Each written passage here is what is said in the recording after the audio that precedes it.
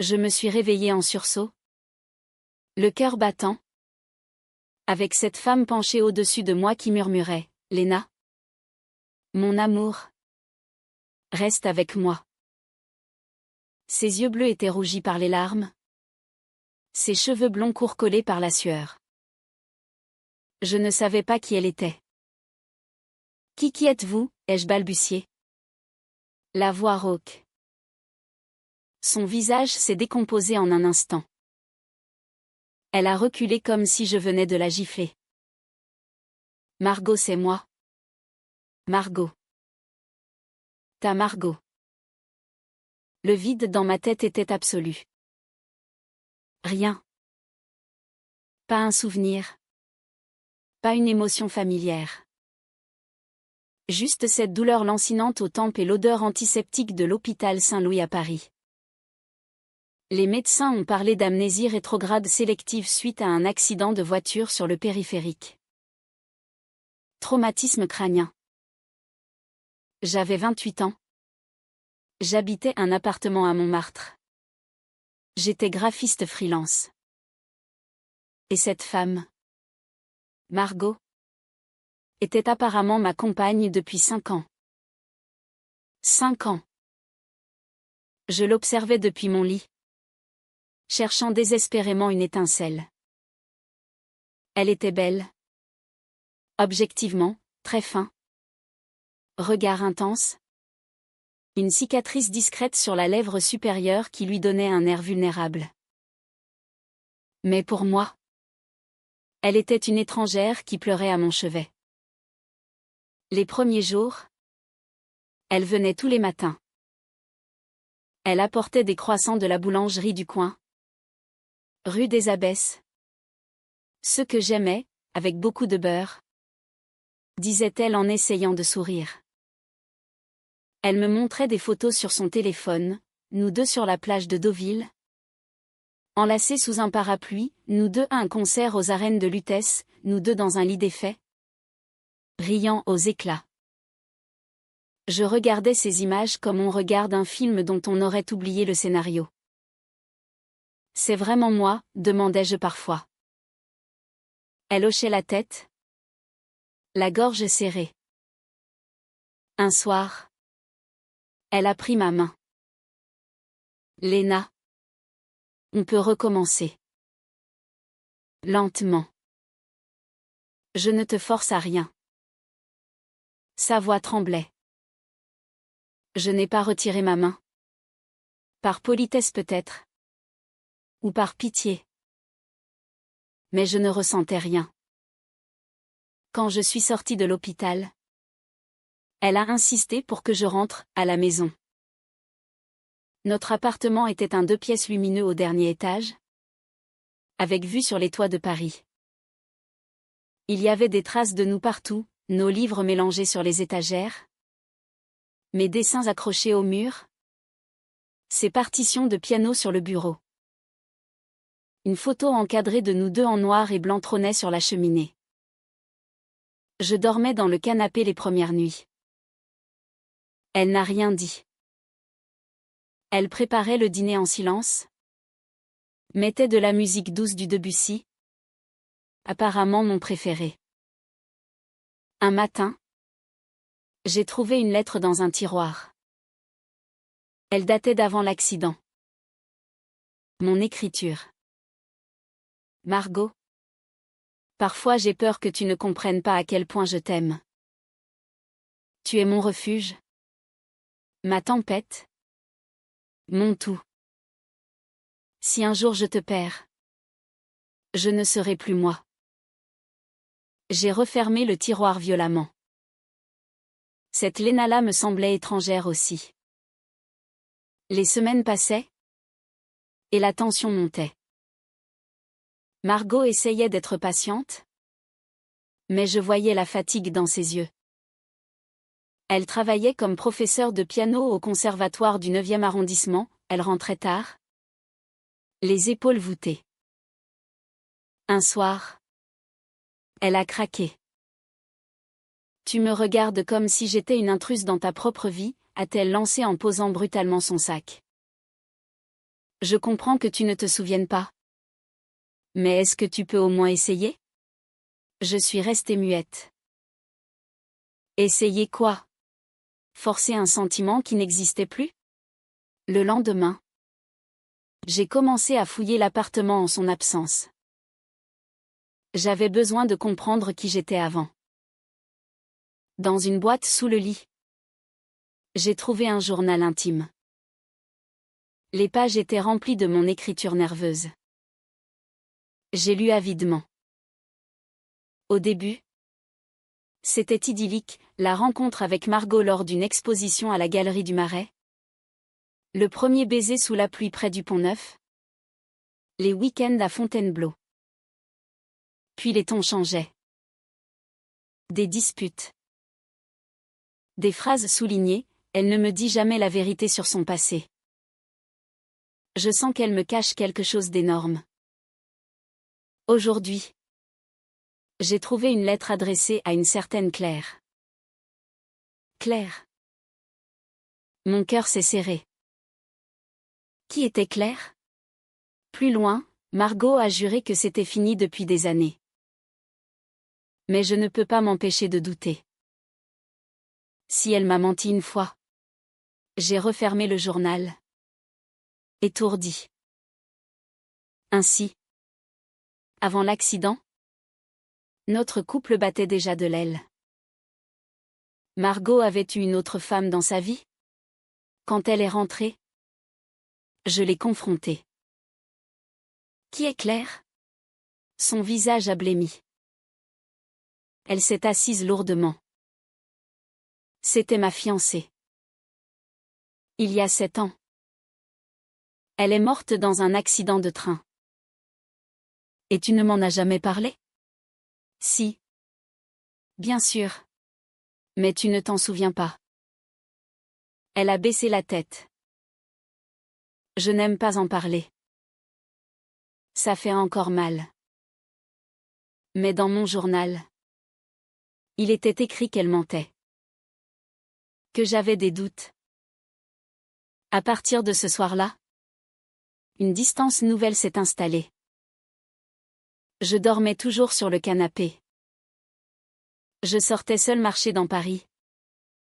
Le long de la Seine, essayant de réveiller des souvenirs qui refusaient de venir. Un jour, dans un café de Saint-Germain-des-Prés, une femme m'a abordée. Léna? Ça alors? Ça fait des lustres. C'était Sophie. Une ancienne amie de fac. Nous avons discuté des heures. Elle m'a raconté des anecdotes sur ma vie d'avant Margot. J'ai ri pour la première fois depuis l'accident. Sophie est devenue une bouffée d'air frais. Elle m'invitait à des expositions, à des dîners avec d'autres amis. Pour la première fois, je me sentais légère. Margot le remarquait. Tu es différente quand tu rentres de tes sorties avec Sophie, disait-elle d'un ton neutre. Je ne répondais pas.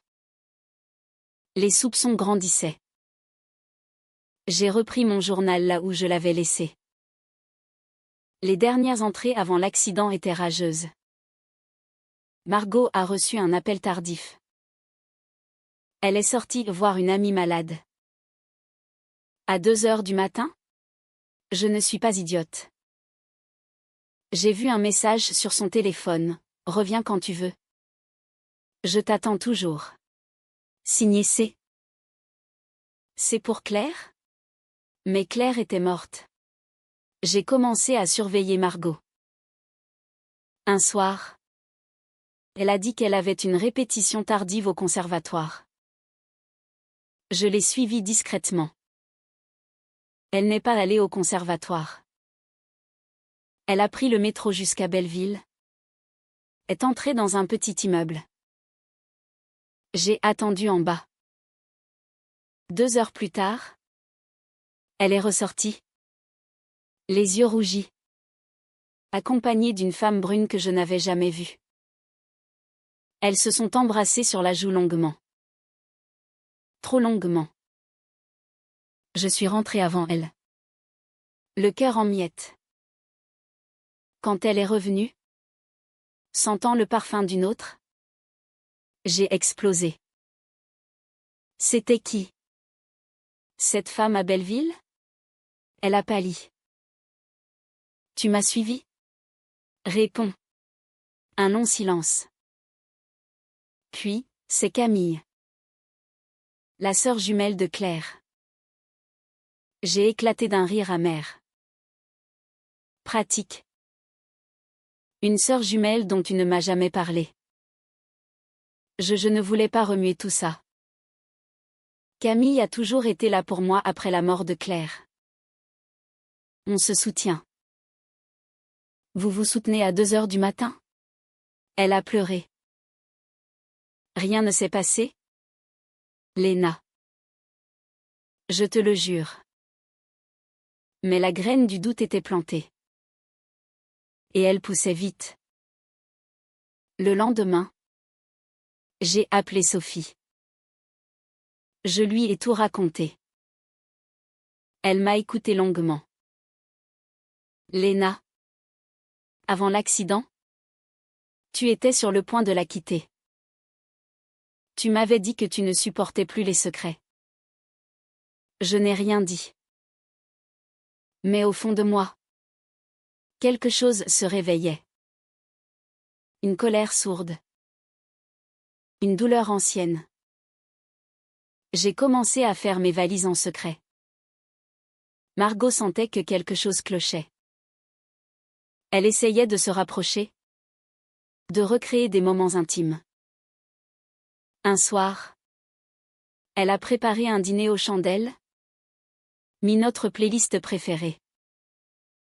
Elle a tenté de m'embrasser. Je l'ai repoussée doucement. Je ne peux pas.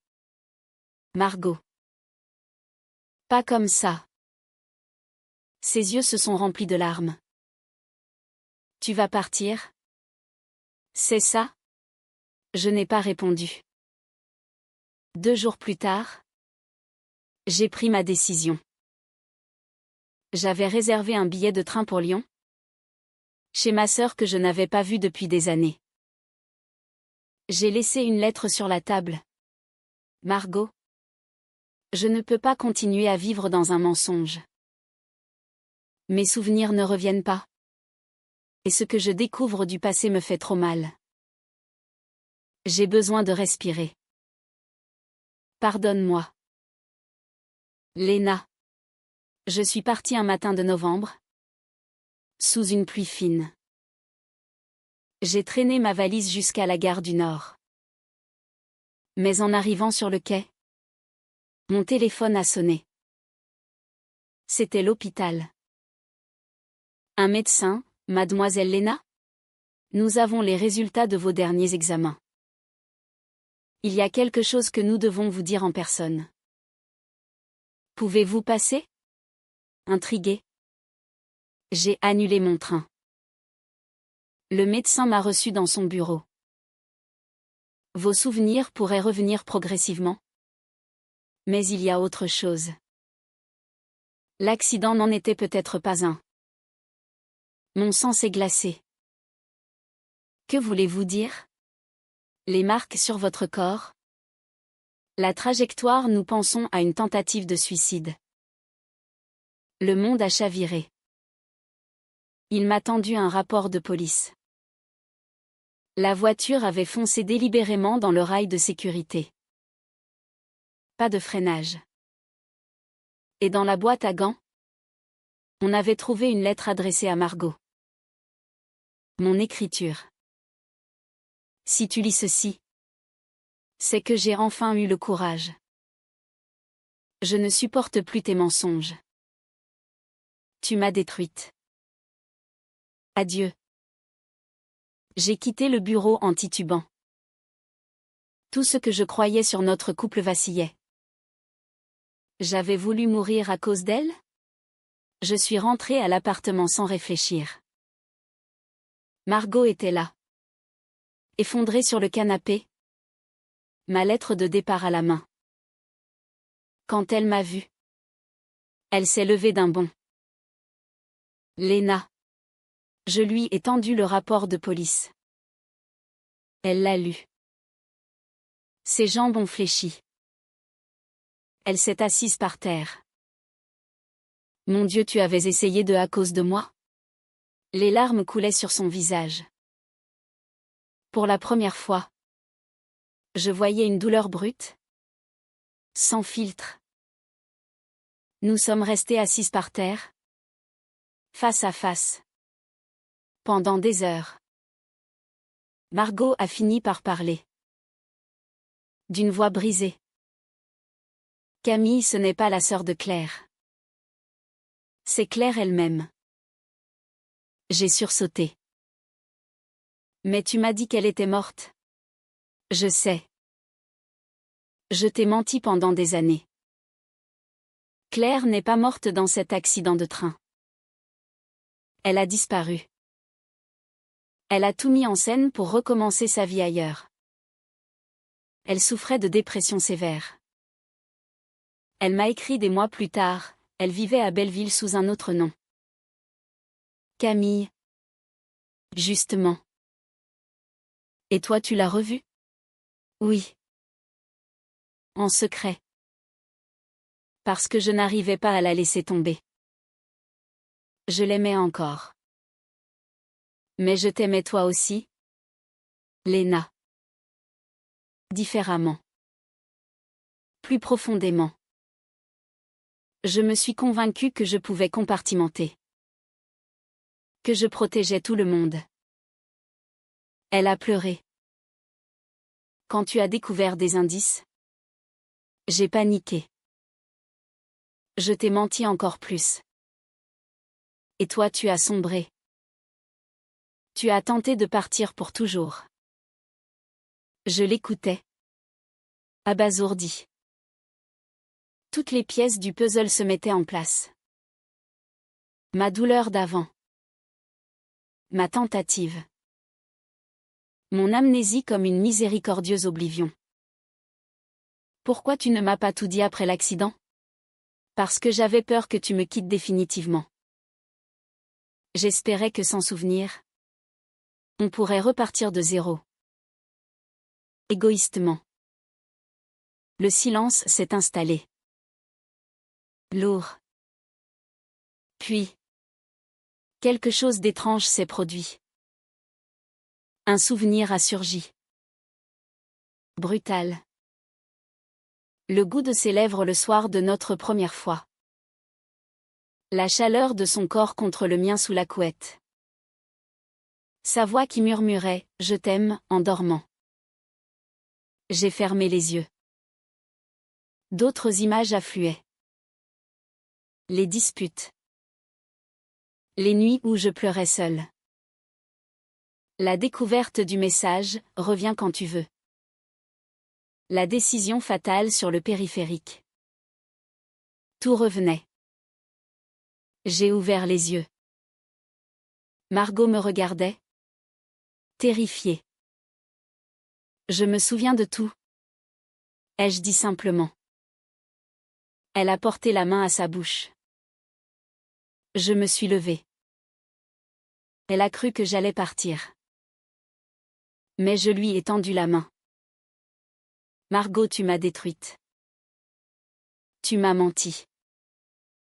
Tu m'as presque tuée. Elle a hoché la tête. Incapable de parler. Mais tu m'as aussi sauvée. Tous les jours à l'hôpital. Tous les croissants brûlés. Toutes les nuits où tu as dormi par terre à côté de mon canapé. Je me suis agenouillée devant elle. Je ne sais pas si je peux te pardonner tout de suite. Peut-être jamais complètement. Mais je sais que je t'aime encore. Malgré tout. Elle a éclaté en sanglots. Je l'ai prise dans mes bras. Dehors. La pluie tombait sur Paris. Nous sommes restés enlacés des heures. Tremblantes. Pleurant le passé et osant espérer un avenir. Les souvenirs étaient revenus. La douleur aussi. Mais pour la première fois depuis l'accident, j'ai choisi de rester. Parce que l'amour, même abîmé, même trahi, peut parfois être plus fort que la trahison elle-même.